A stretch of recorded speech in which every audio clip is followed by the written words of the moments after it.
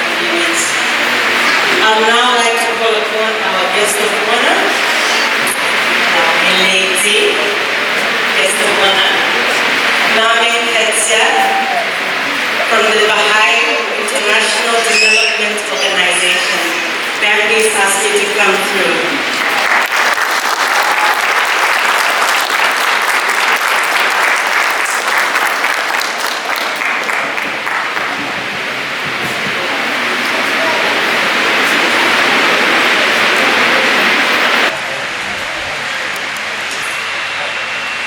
I'm humbled thinking about all of those who stood in my place before, like B.I.D.O, like Kaiser Vance, who at the inauguration of the school and its significant anniversaries addressed a similar gathering. In all honesty, it feels a little bit terrifying. And standing here looking at all your faces, it's quite a beautiful sight, but also a terrifying one. And I'm wondering if there's still an opportunity to make a run for it. I would like to begin my brief remarks by honoring some of whom who are with us today, but many, many more who are marking the event from afar and from the next world, whose contributions have allowed for us to arrive at this day, when we are celebrating 30 years of Banani's existence, 30 years of educating women whose vision is world-embracing and who in various ways are making distinguishing contributions to society.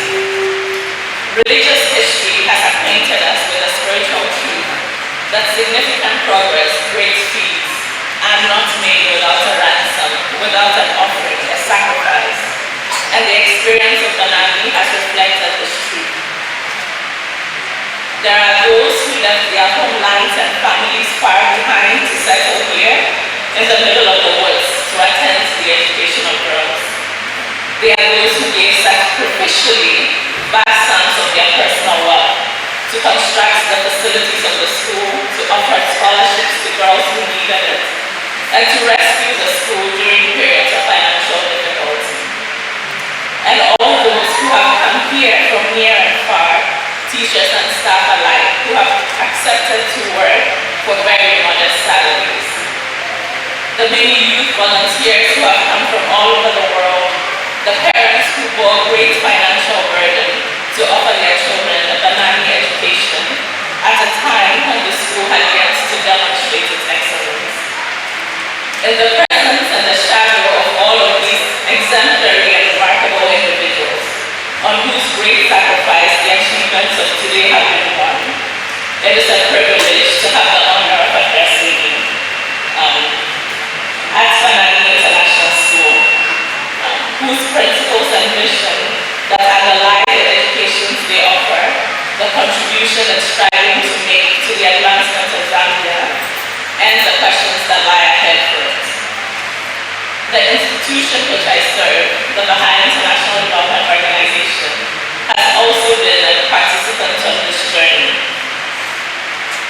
Perhaps then it will be helpful for me to reiterate that my comments are just a few modest reflections on the theme, and no doubt the thoughts that will be subsequently shared by those who have been intimately connected to the building and development of the school and the alumni will provide much deeper insights.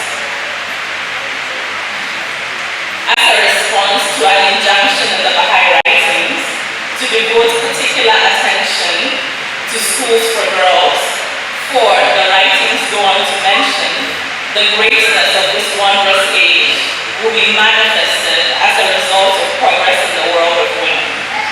Banani International School opened its doors to 65 young girls in March of 1993 with the aim of raising up very capable Zambian women who would otherwise not have had such an education and who would make significant contributions to the progress of the country.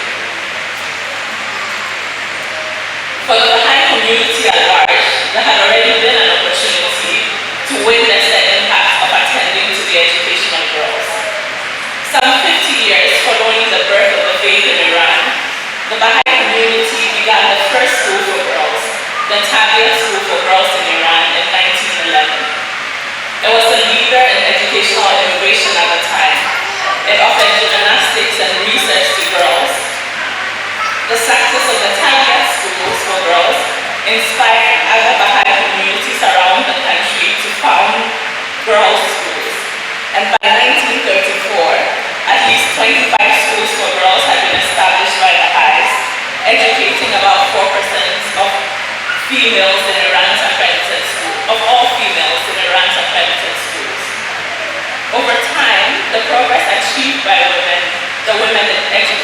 was remarkable.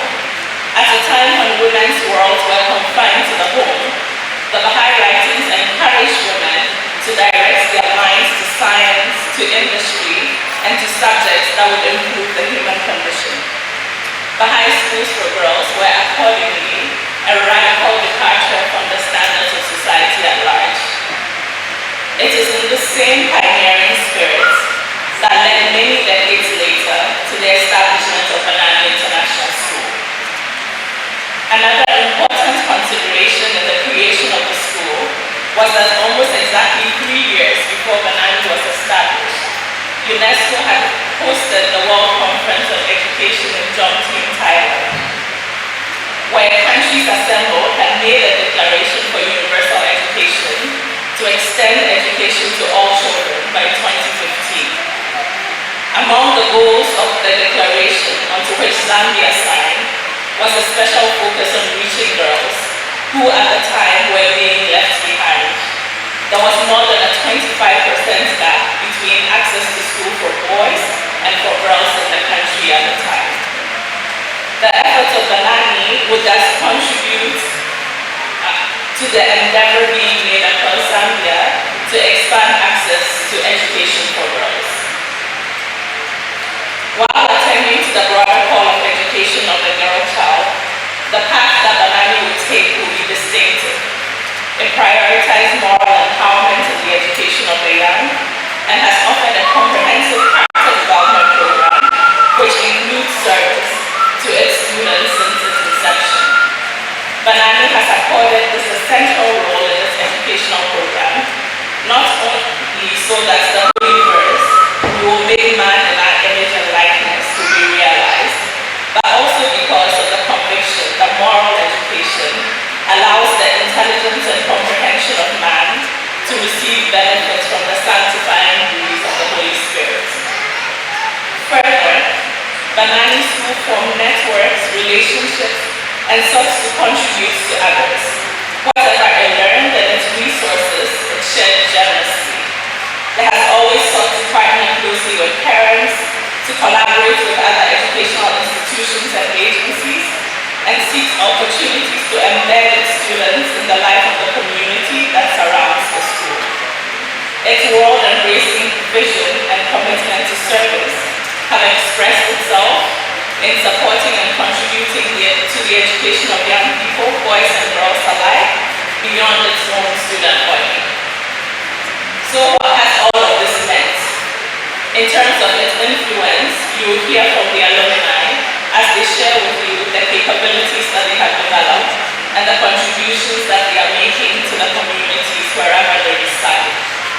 But to highlight a few paths that have been taken, Banani produced the first female CEO in the mining sector.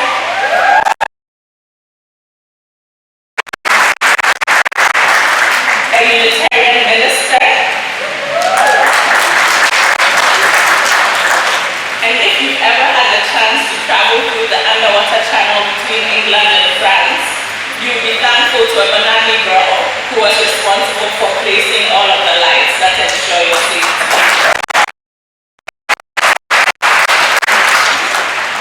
Even more distinctive is the reflection of every Banani alumni that the character development program has contributed most to their lives and careers.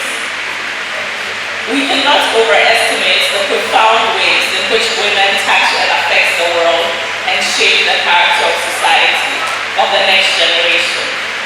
Thus, that Banani has graduated more than 600, maybe even more women who are motivated by service to their communities, have an upright character, and are playing crucial roles in the advancement of society at every level. The family, the local community, industry, governance is a remarkable contribution to Zambia's development. The future fortunes of the nation are intrinsically linked to the ability to afford a growing number of women the kind of excellent education in its intellectual and spiritual dimensions that Banani has been learning to offer. But given a rapidly disintegrating society and the strengthening of negative forces that affect the lives of young people, much more would need to be learned about the nature and content of the education the type of institutions, and the character of teachers that are to shape young people into the capable promoters of spiritual and material progress of society. In reflecting on the characteristics of such individuals, I draw on some of the Baha'i writings, which, like unto other holy writings and other faiths, envision individuals who will be treasures to the poor, admonishers to the rich, answers to the cry of the needy, preservers of the sanctity of their pledge, lamps unto them that walk in darkness, joy to the sorrowful, sea to the thirsty, a haven to the depressed, upholders and defenders of victims of oppression, homes for strangers, bounds to the suffering, and towers of strength to the fugitive. They are those who will be committed to the prosperity of all, recognizing that the welfare of individuals rests in the welfare of society at large, who will be loyal citizens who eschew partisanship and the contest for worldly power. Instead, they are focused on transcending differences, harmonizing perspectives, and promoting the use of consultation for making decisions. Those who emphasize qualities and attitudes such as trustworthiness, cooperation, and forbearance that are the building blocks of a stable social order, who champion rationality and science as essential for human progress, who advocate tolerance and understanding, and with the inherent oneness of humanity uppermost in their minds, view everyone as a potential partner to collaborate with. They see the power that true religion possesses to transform hearts and overcome distrust, and so with confidence in what the future holds, they labor to cultivate the conditions in which progress can appear. With 3 decades of endeavor, having established itself as an excellent educational institution in Zambia, Banani would need to ask itself what is next. The question of what lies ahead, where the school is to focus its attention on learning in the next decades of endeavor, has to be considered in the context of what kind of Zambia we want to create. And in this regard, the nature of the graduates that are to emerge from the school who can contribute to the creation of such a society. When the primary students were singing the national anthem, I was especially envisioning who they would become in the future and the contributions that they would make to the progress of the society. And in thinking about that, thinking about the learning that Banani has to generate to make this possible. So a lot remains to be learned about the school as an institution. What implications does it have for the school and school community that it needs to contribute this way? There's not an existing model for an international school that raises the kind of individuals that have been described. We have to learn to evolve as the needs of students evolve, and there's the need to rise to higher and higher levels of capacity. The Banani school community can be at the forefront of learning about a new kind of international school, about a new kind of students. As Banani does so, how does it gain insights from other schools in Zambia and some of the innovative things happening, sometimes in surprising quarters, like the many community-based educational initiatives emerging at the grassroots of society, such as the modest GEM school in Dictator. And as Banani learns, how does it share its learning and resources with others? We all cherish the ideals of a good society in which all persons live together in harmony and often repeats the plea, "Thy kingdom come on earth as it is in heaven." The Baha'i writings assure us that the Lord of all mankind has fashioned this human realm to be a garden of Eden, an earthly paradise. If, as it must, it findeth the way to harmony and peace, to love and mutual trust, it will become a true abode of bliss, a place of manifold blessings and unending delights. Therein shall be revealed the excellence of humankind. But what would it take for this kind of earth to express itself, to exhibit the characteristics of a rose garden, a paradise? When we look around us,